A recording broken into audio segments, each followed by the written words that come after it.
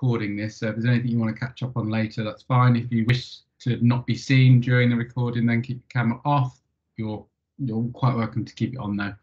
So yeah, welcome everyone. I'm Phil Bottle. I'm the Managing Director of SARD and one of the co-founders. We've got a number of other Sardinians, as we call them, on the call to be present and to answer any questions if anyone's got any towards the end of the actual webinar itself. So I just wanted to run through a few things about the session itself. So what we're going to do is we're covering medical revalidation and appraisal system today. I'm going to take you through the system in a couple of areas. So from a user perspective, we'll take a look at what a doctor will see, what an appraiser will see, and what an RO will see. And then we'll go on to the administrative section and talk you through all the compliance reports. We've got a very comprehensive reporting system that we'll go through. Before all of that, though, I would like just to give you a little bit of information about who we are. Some of you may know us, some of you may not. A lot of the people that have requested recordings are not currently clients of ours, so it just gives people a good understanding of where we come from and what we do. So what I am going to do is I'm going to share my screen. And again, I tested this a minute ago, so hopefully you will still be able to see it. So yeah, all good. Lovely. Right. So let's get into the actual presentation side of things itself. This should last no longer than about an hour. Once I've gone through sort of the about us information, giving you an opportunity to see the system, there'll be a chance at the end for you to ask us any questions.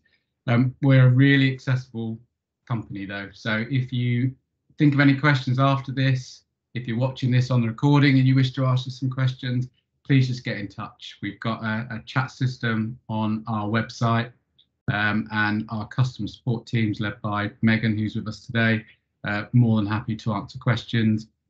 Chris and Jan are also on this call, and if you wish to reach out to them, if you want to know anything more about the system, please do, because as I say, we're very accessible. We're really happy to help.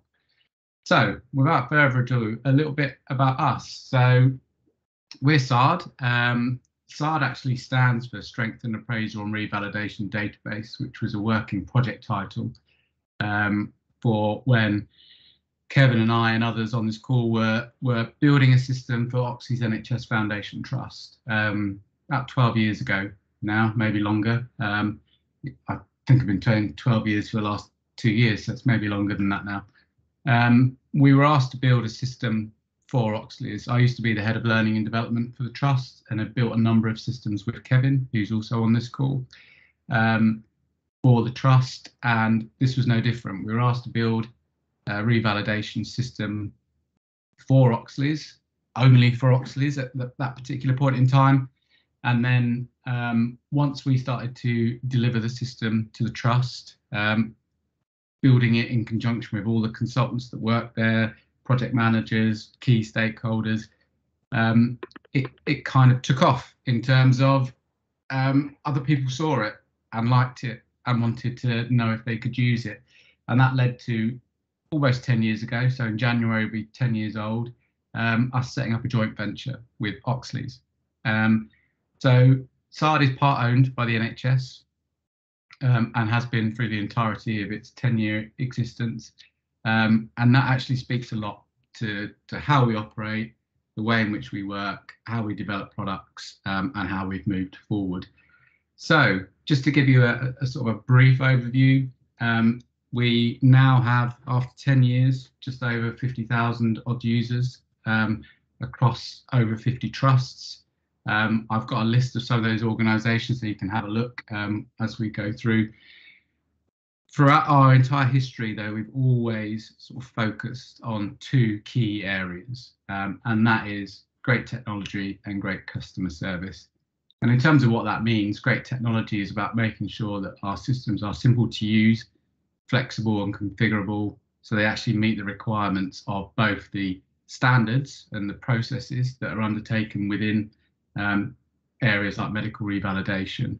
but also to ensure they can meet the needs of the individual trusts or organisations that we work with. It may or may not surprise you that every time we start working with a new trust, there's a slightly different local requirement, maybe some policy requirements that differ from other organisations. And we look to be incredibly proactive and also reactive when new things come along. So great technology is really important to us. As important, if not more important in a lot of cases, is our great customer service. We may have over 50,000 users, but every single one of those has direct access to our customer support team, which is in-house. We don't farm it out. As I mentioned before, Megan, who's on the call today, who's our Director of Customer Service, is and the team make sure that they're available for all end users and other key stakeholders to make sure the system is working properly, to answer any queries, to deal with a lot of things that traditionally trusts have had to deal with, or when they work with software companies, have sort of internal resource. We take a lot of that burden away. We ensure that we're always looking, again, with the technology side to make sure it's innovative. We don't stand still on products, so there's continuous development, and that's really important. And that is aided by the fact we have sort of frictionless customer service. So everyone can talk to us, tell us what there's any issues, if something could be done in a slightly better way. We get constant feedback. And because of that, we're able to continuously develop the system. And again, when I get onto the actual system itself, I can show you that in practice. So in terms of what we do and how we do it, we believe very heavily in partnership working. So I'm here today to talk to you about medical revalidation. I will touch on multi-source feedback as well, because we often offer those as a package.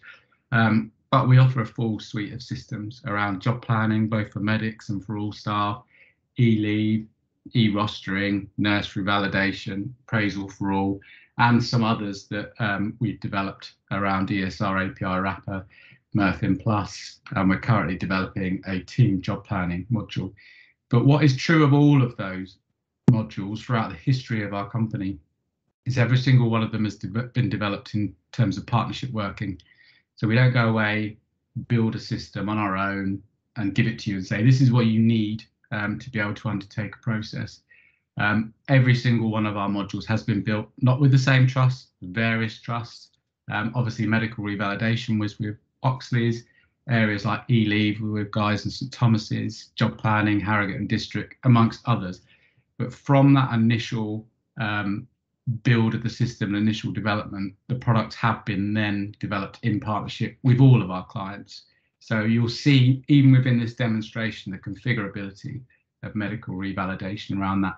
And that's really important to us. So I can't understate how important partnership working is to our model of delivery and how we sort of support organisations through these processes. Just also wanted to touch on the idea of interoperability, because it is something, I talk about this in pretty much every webinar, but it's something that's really important, especially in our sort of the current workforce day and age within the NHS. There's been a very large push from the centre about making sure that systems can talk to each other. Now, that doesn't mean that you have to buy all systems from one organisation. What it means is that if you find best-in-class systems, they should be able to talk to each other. There should be an opportunity for data to flow between systems where it's required. So what we've done is twofold, and this diagram may seem complicated when you first look at it, but essentially what this diagram says is all of our systems have what are known as APIs, so the ability to talk to each other, the ability for data to be pulled from systems that work on specific areas into other systems that require that data. So, for example, undertaking your appraisal and being able to pull your most recent multi-source feedback into the appraisal system automatically. Those are the sort of things. Being able to see in your e-leave, when you request leave within the e-leave system, what areas of your job plan that would affect. So we have that, and that's how we operate in terms of making sure we have internal APIs, if you like. The second side of that is equally making sure that we have APIs that are available to other systems, external systems to ours. And we already have some established links, things like StudyLine you'll see on here. We already consume data from them. And we're really happy, and it's often a question because you may have other internal systems that you use that relate to medical revalidation. We're always happy to have a discussion around how we can integrate with those other providers. It is always a two-way street, so we can't promise that it can be done, but certainly from us, we always ensure that our APIs are available. So I mentioned the number of clients. Here's a selection of them. The reason why I often show this is just to give you an idea that we don't deal with one kind of healthcare organisation. You'll see within this list that there's groups like Manchester University Hospital, which I believe still have the largest number of doctors that use our medical revalidation system. It's over 2,000. All the way down to much smaller trusts that range around sort of 30 to 60 consultants. It spans across both acute mental health and community. So we deal with all different types of NHS trusts as well as other healthcare organisations. So it is available outside of the NHS, as it were. But this gives you an idea. We currently look after 7 of the 10 Shelford Group trusts, which are the large acute trusts. We equally look after very large mental health trusts as well. And as I mentioned, some smaller ones equally. The systems are configurable and flexible enough to deal with both size and sort of complex requirements that may exist within each. I mentioned our customer support as a really important and integral part of how we operate. And I just wanted to just focus on that for a minute.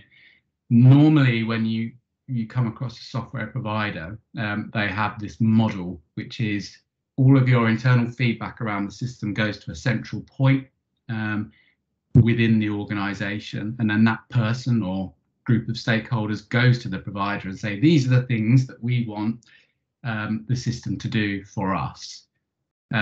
Often the provider of the system will then collate all of the information from all the people that have given feedback or requested features or so on, and they will pick the top ones, the top priorities, the ones that most people talk about, and then they'll deliver them in sort of like a version release process, maybe once or twice a year. And if you're lucky, your requirement fulfills the sort of priority of where they pick the information that they're going to use to be able to develop the system. The problem with that is, as you can see here, it creates friction and it creates a dam between the end users and the supplier. And it also can create frustration from organisations using the system because they don't always get the development that they require within their trust. We, on the other hand, use a completely different support model.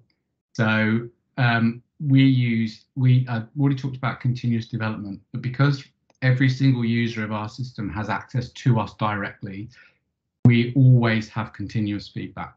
So we know if there are any areas, if there's any bugs in the system, if there's any feature requests.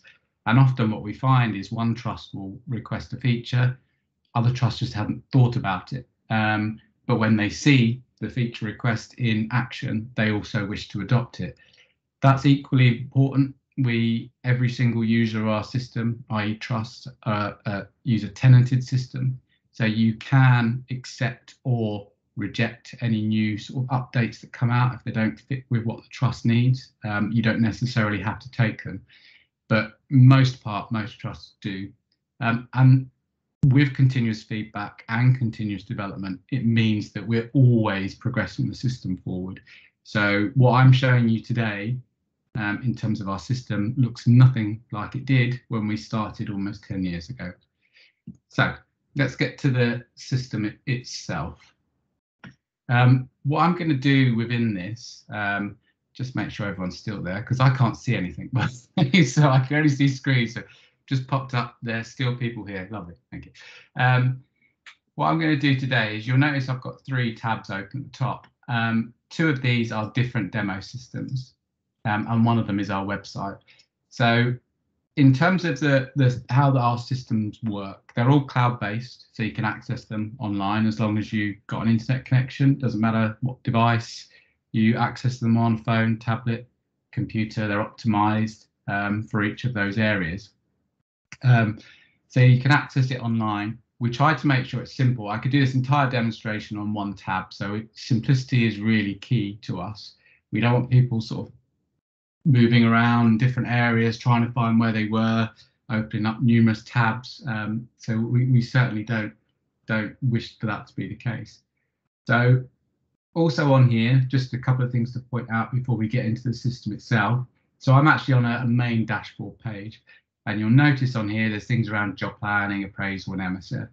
Everything we deliver is modular based. We can switch it on or off. So if there's things if you're interested in appraisal and revalidation but nothing else, that's all your users would see. So we simply switch off the areas that you don't require. Some other key things to point out on here, we have supporting videos, we have static help and feedback down in the bottom right, the live support online, which is one of our most useful tools, and we get the most positive feedback about, is that every user can use this and talk to Megan and the team about any sort of feature requests or issues, or just generally, I'm new to this, can you help me?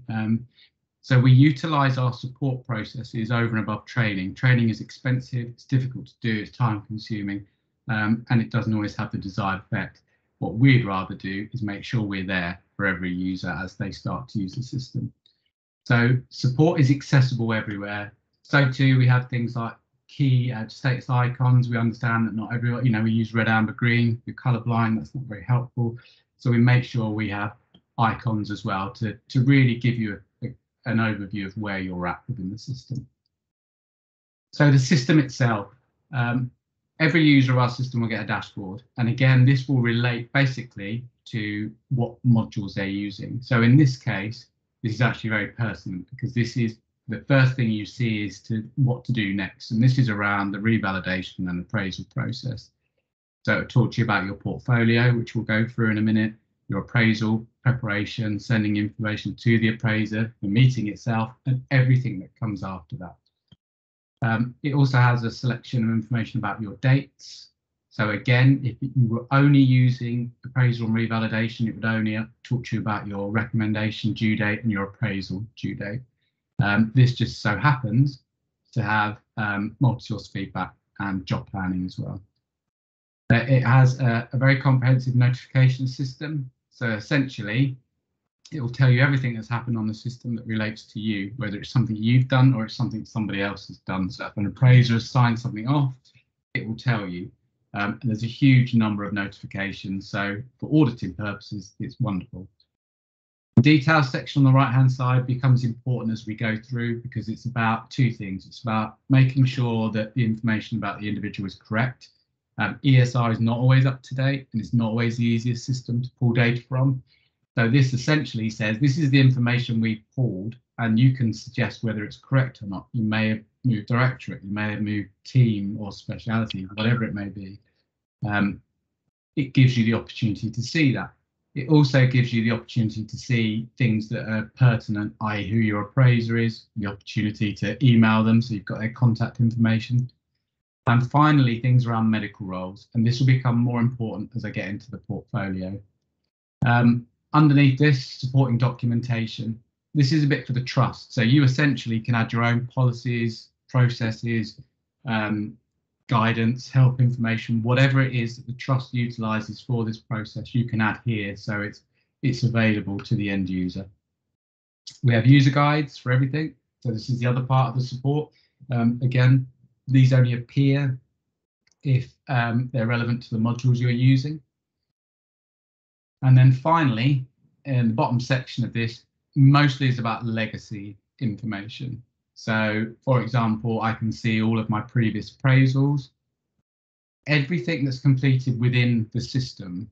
So within the SARD system will show in here. So your appraisal PDF, your portfolio, summary, And that's for each year. So each one of these relates to this specific appraisal process. So if I want to see what my portfolio of evidence looked like in January 2019, I would be able to click this or download it, and I can see all that information. Anything that we add to the system from an external or an incumbent system that you're moving from will show as an offline appraisal, and that simply just means it was not completed on SARD.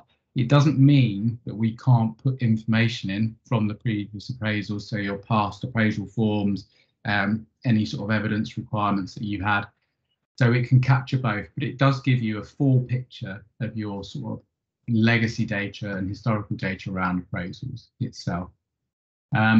We also have, there's multi-source feedback. Again, I mention this because multi-source feedback really now comes as part of the package of revalidation. So it's something that we essentially offer as a per license thing for free with revalidation. And this gives you an indication as to where you are of your self-assessment, colleague feedback, patient feedback, any reports that you've got, which will pull through to your portfolio as we go through. Obviously, I won't go through the job planning part for now, but you can see that there's lots of different options within it. So the appraisal and revalidation side of it itself, there's three main sections to this. I'll talk about the e-documents very briefly first. So any information that you upload as evidence to our system will be captured in our e-documents section. And it's essentially like a Dropbox. So it stores all this information. There is no sort of file size limits or discrimination against file types. You can add all sorts of things to this.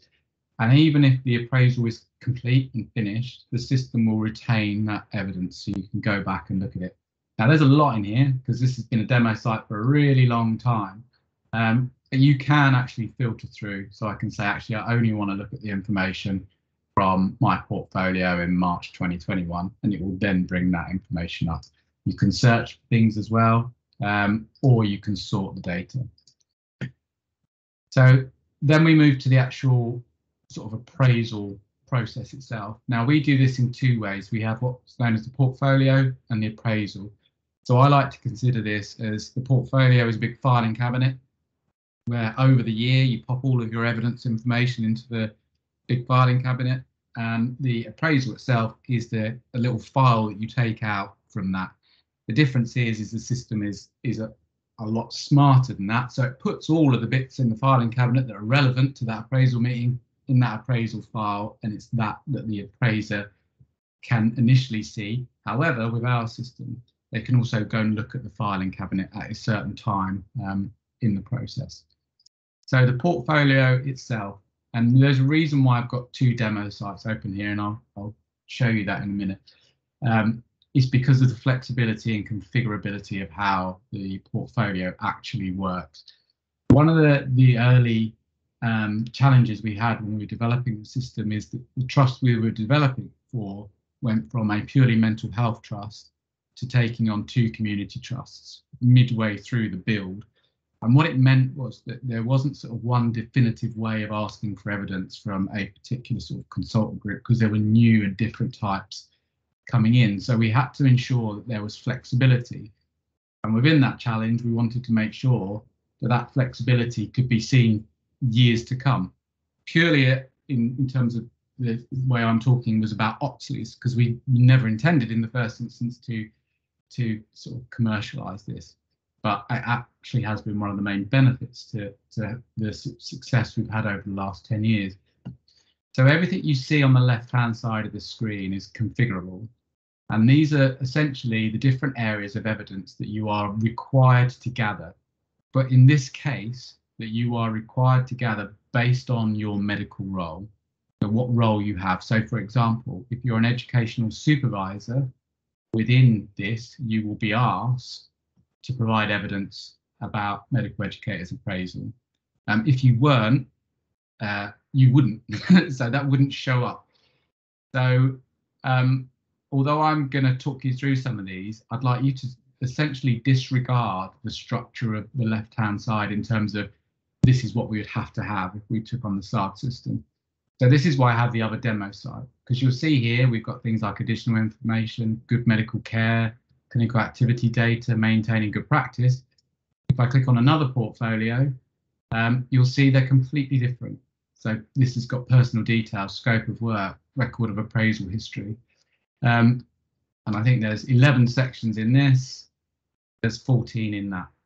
So the reason for this is it means that the trust can, as much as they want, make this either very broad, so it covers evidence requirements for everybody, or they can make it very specific if there's particular evidence requirements for particular specialities or teams or groups that are a requirement for them but not others.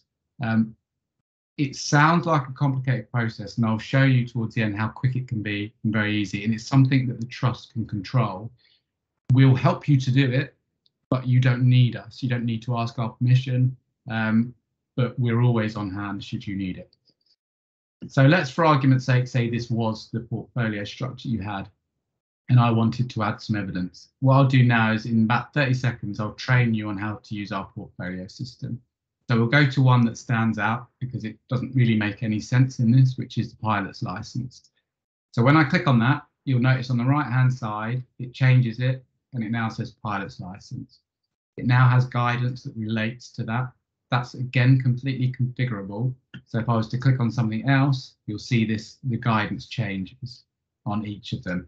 Some of the guidance in here has a lot more information. You can add links to forms or different sites, and you can put as much or as little information in there as you wish. I would like to point out that we do provide templates from other trusts. So in the first instance, you can use another template. You don't have to go through all this, but you can change it at a later date. So back to pilot's license. We have the ribbon at the top, which essentially is not a compliance thing. It doesn't say that if you press complete, that's it, you've completed that section and you are compliant. It really is a case of the individual saying, I think I've got enough evidence for this now. And when the appraiser looks at it, they can either agree or disagree, ask for more evidence, or say that it's satisfactory. The evidence itself is very straightforward. So I'd give it a description of whatever the evidence relates to in here, and I can again put as much or as little information as I wish. I then have the ability to say what I want to happen to that piece of evidence. So I can say that I want to keep it for the next appraisal, or I can say actually this lasts for 3 years. So if you were, which you don't have to, if you were manually inputting MSF, you might want to say that it lasts for 5 years. So for the next 5 appraisals, that multi-source feedback report will exist. So you don't have to keep re-uploading it. However, if you don't put anything in, then it will stay for this appraisal. And at the end of that, it will be available in your e-documents. So let's just, for argument's sake, I want to keep it for the next appraisal. Attaching an e-document is very straightforward, exactly the same as if you were using an email or something along those lines. You'd go in, you'd choose a file from the system you're working on. However, you can also email evidence to the system. So we give you a unique email address. You get, if you've been on a CPD course, you're on the train on the way home, you get your certificate emailed through to you, you can forward it to the system, and at a later date, you can go in and you can find that and attach the existing document and then create evidence. And that's it. That's how simple and easy it is. You can then retrieve that simply by clicking on it. Now, this is the only time my computer will open up a new tab, and that's because my system is set to open up documents online. That may not necessarily be the case within the trust that you're working in. So I can access all of this data. As you can see, there's lots of different evidence requirements in here. They may do different types, PDFs, Word documents. You can add anything you wish, really. The next section on here is about comments and reflections, and this is the opportunity for you to reflect on the evidence you've got. You can add your reflections as part of your evidence requirements and label them as reflections if you want to do it outside of the system in a Word document or what have you. But again, you can add as much or as little of this as you want. And then the final section is private notes, and that is essentially what it says it is. It's something that is not seen by your appraiser or anyone else once you've added those notes. It's purely for the individual. So there's 3 main sections: private notes, comments and reflection, and evidence. Now, it doesn't matter where I go on this system. If I choose CPA breaches, for example, everything you'll see structurally is exactly the same. So I can go in, say this is complete, I can add new evidence, I can add a comment, and I can add private notes. The only thing that changes is the title and the guidance of what you're required to add. And as I say, it doesn't matter what it is, every area you'll see there's different amounts of evidence, if any, in each of these areas to show that they are separate. So that's it. That's as complicated as it becomes. You select the area of evidence you want to add the evidence, comment and reflect, and that's it. You're complete. Also on this page, just so you're aware, access to the user guide again. We always get asked about, can you download this information? You can download it to PDF. It will store all of the evidence. It will show you which area they relate to, and those documents will be accessible. Or finally, I can just go to the appraisal, which is apt because that's where I'm going next.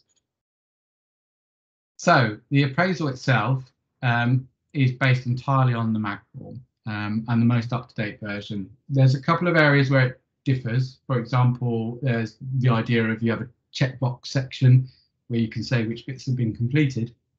We don't need that because, as you can see visually, it shows you which bits have been completed because they're green and they've got a tick on them. The other thing that's different is when we get to the end around the appraiser and appraisee statements.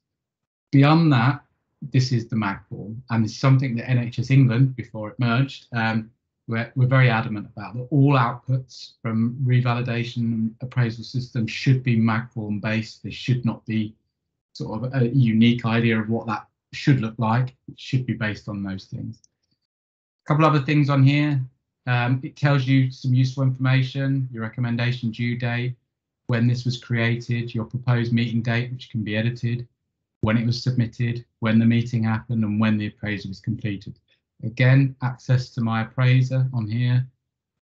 Same as on the portfolio, user guide, ability to download as PDF or go back to my portfolio. I'm not going to go through all these sections because of time, but I'll just talk about a couple of things. So within this, if I was to select, say, section 7, what you'll see is it automatically has pulled through from the portfolio the relevant evidence requirements for that. If I was to click on, let's see, significant events, I think it's some in here, you'll see it's relevant evidence from the portfolio around those significant events. So it does have sections to fill out within each of these, but it automatically pulls that data through, and we map that with you.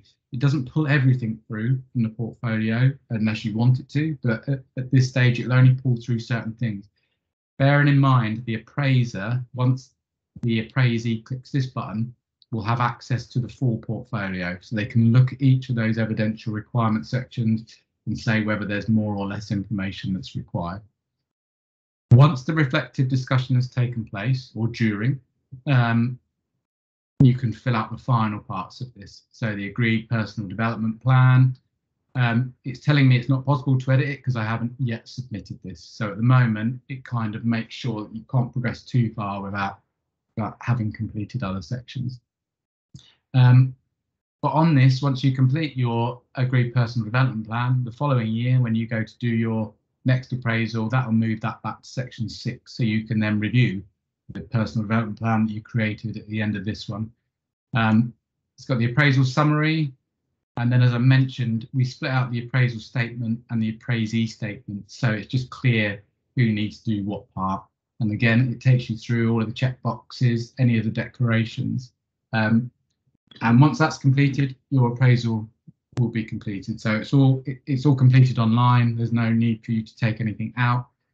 As I mentioned, it's also all based on one tab, and every section that we have, so portfolios 1 page, the appraisals 1 page, and the documents 1 page. So you can do everything within that space. I did say I'd briefly mention this because it forms part of it. So within this, we now offer sort of the MSF side of things.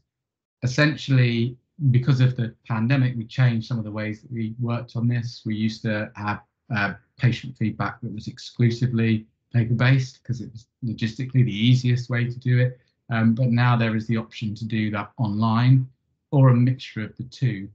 So we have usual sections, self-assessment, colleague feedback, patient feedback, It gives you a summary of all those things. I'm not going to spend a huge amount of time on this because I want to get to the admin section. If you have any sort of further questions about how the MSF works, I'm happy to go through it, either in the questions or a later date. But essentially, it captures all of the different areas that you need. It's all online. You can do it entirely online. You can even input the feedback data that you get yourself, so you don't need to pay us for that. We do supply a model where you can send it to us, and we charge sort of an annual average fee based on the number of doctors you have and how many MSFs you'd have. But it's only based on one MSF. If you wish to use this a number of times, if there's someone you're concerned about and you want them to do an MSF 2 years after their first one, you can do that and there'll be no extra cost. It has the ability for you to sort of submit these either to internal people or to people outside of the organisations in terms of colleagues. And then, as I mentioned, sort of the patient feedback side of things is now online. It does have a couple of areas in it, so you can report really at any time, depending on someone's circumstances. There's some sections that you can switch off. If you're a pathologist, getting patient feedback is pretty much impossible. So it can be, again, flexible with regards to that. So if there's any questions about any of this, please feel free to ask at the end when I've gone through the admin section. So what I'll do now is I'll take us back to the administration side of things, because this is really important. We often used to talk about this idea of an upside down funnel, which is for the end user, for the doctor, for the appraiser, for the RO, we need to make it as simple as possible to engage with the system, to be able to undertake the tasks that the system requires. So it's very simple and straightforward. But for the organisation, you need the big bit of the funnel. So you need comprehensive reporting, access to that data, being able to cut that data in different ways to inform you of what needs to be done. So we have an entire admin portal that relates to this. And as you'll see, it relates to all the other sections modules that we talked about. Before I get into the revalidation bit though, I've talked about continuous development, and I wanted to show you that we demonstrably do that. So this is an idea of the updates that we do on the system. So you can see there's not a version release that takes place sort of once a year, twice a year. It's constant. We also tell you what's going to happen. So the new SAS contracts for job planning when it come on, and then it tells you when they've been completed. ASPAT is quite a new thing for our system. We made sure everyone was up to date with what was going on and then informed when it was available. So continuous development is really key. So even if after today's webinar, or those watching this at a later date, even if there's things in here you say, oh, well, does it do that? Firstly, please ask us, because I may not have covered it. But secondly, if for any reason it doesn't, that doesn't mean that it won't. You can talk to any of our clients about our sort of development program and how we communicate and keep in contact, and they'll tell you hopefully some very positive stories about how we develop the things that they need. Okay, so in terms of medical revalidation itself, as I mentioned, this is the upside down bit of the funnel. This is the big bit. This is the bit that ensures that we have a very comprehensive reporting process. There is a lot of information in here, but hopefully it's easy to navigate for the administrators. And we're always on hand. We help administrators as much as we help end users. They have the same access to Megan and the customer support team, our online chat. I know that Megan has regular sort of update meetings with our clients as well, just to go through these things. So on here, let's talk about appraisal compliance first. So if I was to click on an appraisal compliance report, this will instantly show me, so you can see it's 97.9% appraisal compliance on here for the entire organisation. It then will give me the information about who the individuals are that fall into the different categories. So we've also got compliant with upcoming renewal, or some compliance that's unknown. If I wish to just look through everyone, I can. So I can see here, these are the compliance unknown. These are the upcoming renewals. This is the compliance unknown, and these are all the compliant doctors. I can go in and I can look at any of the individual doctors that I wish to. So I can click on that. So this is Dr. John T. Smith, whose portfolio we were looking at before. Tells me the information about them. It also shows me their appraisal history and what categories they'd fall into with regards to the different reports that we have. So I can see all of their information. It's all there really at a fingertip about that individual. So I've gone directly from overall organisation compliance to the individual.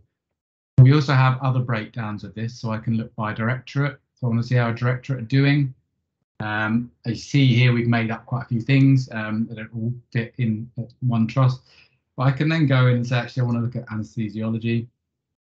Click on that, and it will, when my system decides to move, give me the compliance of that particular group and the individuals that fall within it. Now, you may have noticed that we have these buttons here. This essentially allows me to drill down even further. So I only want to see the people that are compliant with upcoming renewal. Now, there's only one in here, but in most trusts, there may be a lot more. But within that, it then changes this, so I can then email this individual or groups of individuals that fall into each category and say, hey, the system will have already sent them an automatic reminder, but this is something that you can use as supplementary to say, hey, you've got a renewal coming up. Can you please make sure that you've got everything in place?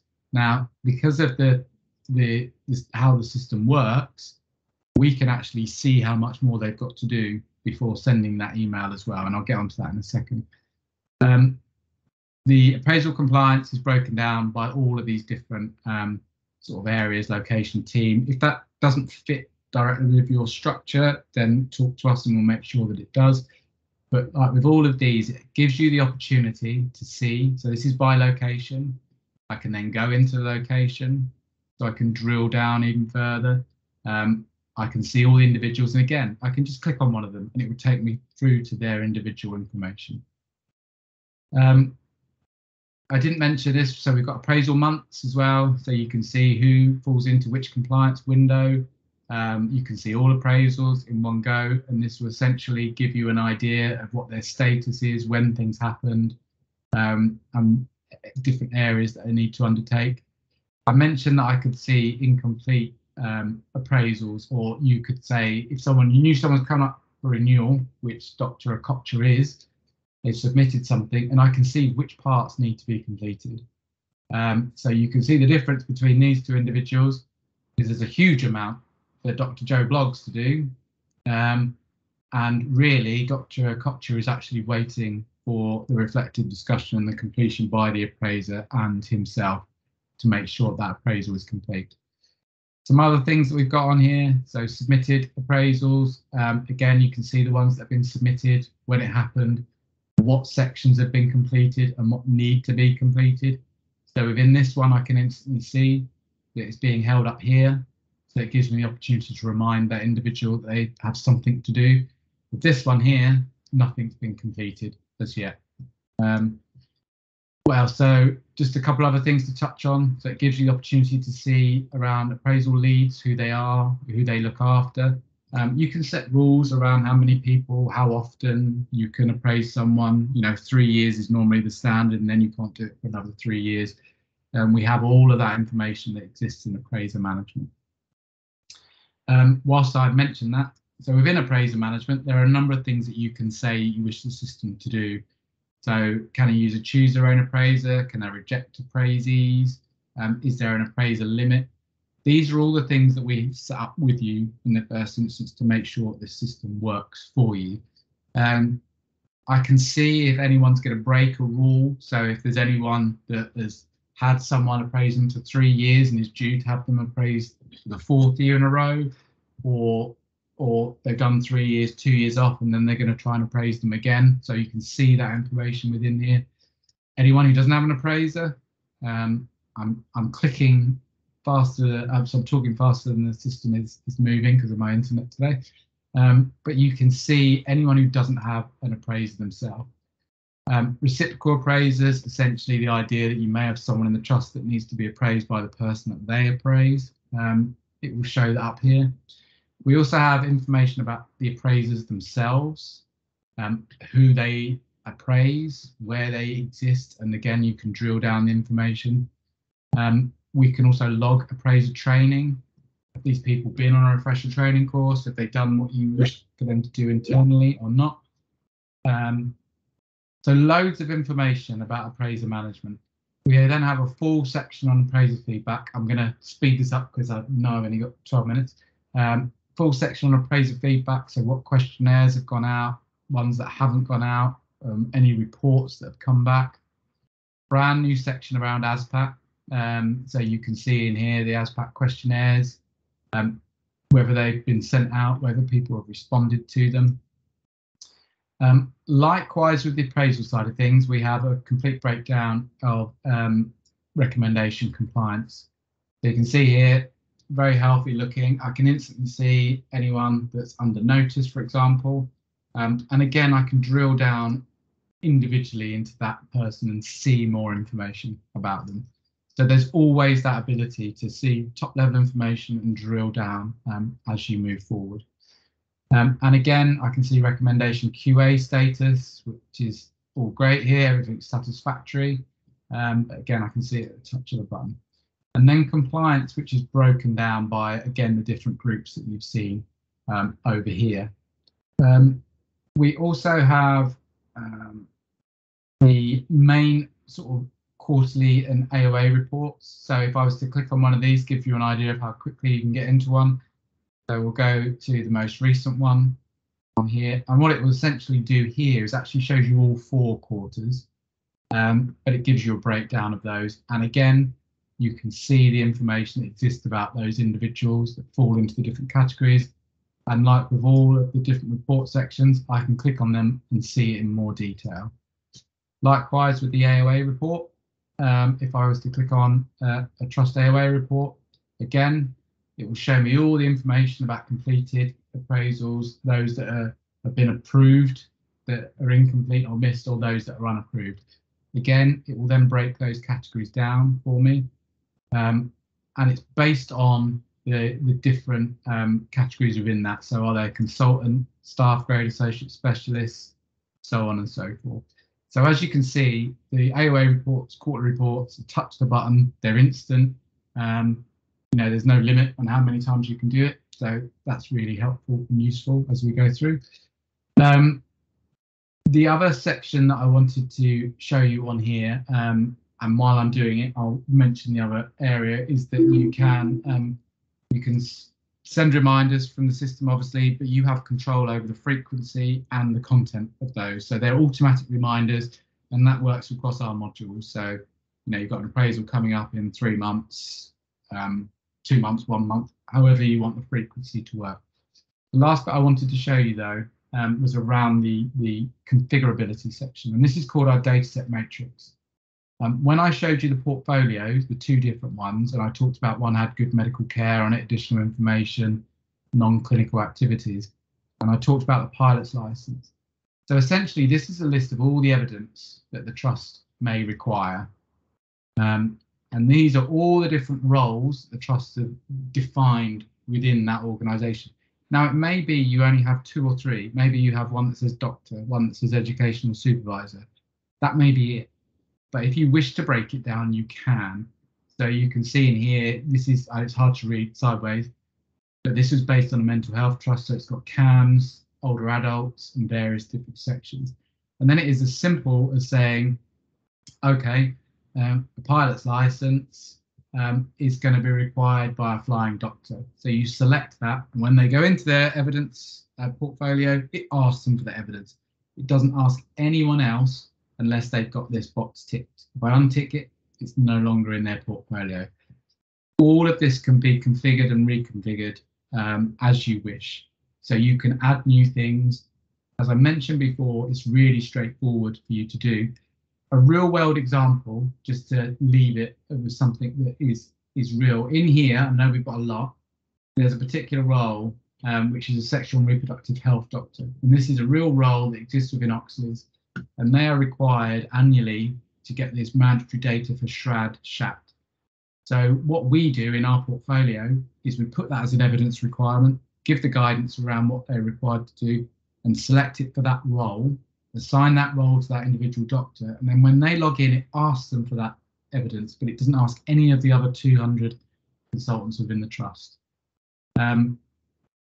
It's really straightforward to do. I won't do it all now, but I can add a medical role here myself. So I just say what the title of the medical role is and who it requires it. I equally, I don't want to go there. I equally can add categories, and this is the bit where I put things like pilot's license. So I can add a complete data set or a complete appraisal data set or appraisal data set category. So you can create these as and when they're required by the organisation. So that I will kind of stop talking there about those areas. Are there any questions before I wrap up in about 12 o'clock? Has anyone got any questions they'd like to ask about any of the things you've seen today or anything you've not seen today? I can see Mark, you've got your hand up. Yeah, just a quick question about that last bit, but about the selecting role. So whether it's the sexual help or whether it's the educational supervisor, do you set it? Does the doctor choose it in their scope and then the system pull that out, or is it a blend of both? I don't know. Megan may be able to answer whether. I don't think it pulls it out within their scope of work, but it can be set centrally by the trust. We can help set it up. Am I right in saying that, Megan, that it doesn't? Yeah, so anyone with administrator access would be able to edit the medical roles for a doctor, but a doctor can also edit their own medical roles. So when they first join the system, they'll be presented with a list of the ones for the trust, and they just pick the ones that apply to them. Okay, fine, yeah, because sometimes finding out who's doing what is really tricky. No, that's fine, yeah, and they can go back and edit it as needed through the years. So if their roles do change, then that's fine, they can update that. Thank you. Does that answer your question, Mark? Yeah. Has anyone else got any other questions with regards to what they've seen, or did I explain it so beautifully and succinctly that there aren't any more? Okay, well, if you do think of one, pop your hand up. Just wanted to just sort of briefly end, therefore. As I mentioned at the beginning, everything you've seen today is designed to be simple, intuitive, but equally give you that really useful sort of governance power at the back end to make sure that all the information is available, can be broken down to the individual level. You can see everything that is required to make sure that you know that the compliance is accurate, that where people need help, they get help. Administrators have full access to this. It is role-based access. So a couple of things I didn't kind of mention was the idea that you can actually upload evidence to the system from a central point, things like complaints and SUIs, maybe mandatory training. So you can give access to different groups. They don't then have access to see the information within someone's portfolio or appraisal, so it can be limited, and there is role-based access on that. We have super admin access, so if there's any issues that you need our help with, we're there to do that. Again, as I say, all of these are modular based, so some of this won't be relevant. However, in the future, if ever you wished to use new sort of modules, you like what we've provided you already use medical revalidation and MSF, but you want to add job planning, that's essentially how easy it is to do. So we can just turn modules on and off as they're required. So it isn't a take-all. You can use it for different groups. Beyond that, if you have any questions, if it is something that interests you and you do want to know more a bit about pricing, about how we implement systems or how long it takes or how it interacts with systems you may already use, please feel free to come through to either myself, Chris or Jan. If you have any questions that you have about the system, sort of more intricate questions, then again, you can come through to any one of us or Megan and the team. You can use the online chat that appears on the system itself. But beyond that, I'd like to thank everyone for coming, and for those of you watching this later, likewise, please ask us anything you wish. We were due to have a webinar in in January, but because obviously with Christmas and so on, our next webinar is going to be in February, and we will let people know what that's about. So it may be of interest to the people here or that see this, but we will make sure that we communicate that at a later date. But beyond that, as I say, thank you very much for your time, everyone. We hope you have a lovely festive period and Christmas, and we look forward to speaking to you soon. So thank you very much.